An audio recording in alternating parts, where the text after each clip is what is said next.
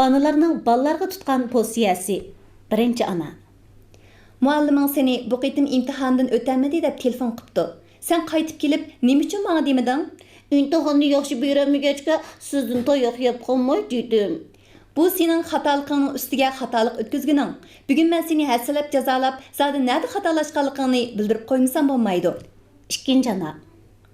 Muallim menga telefon qilib, sizni bu qitimqi imtihondan o'tolmadi deydi. Qaytib kelib, nima uchun menga demedingiz balam? Sizning xafa bo'lishingizdan qo'rqdim, oppa. İmtihandan o'tolmaslik nihoyat kichik masala balam. Menga desangiz ikkalan bilan maslahatlashib bal qilmamdiq. Bunda qilganda o'zingiz mustaqil masala hal qilishni o'rganib olsiz emasmi? Agar masaladan o'zingizni elib qolsangiz, masalalar borgan sari yig'ilib, texnik ig'irlab ketsa qanday qilamiz?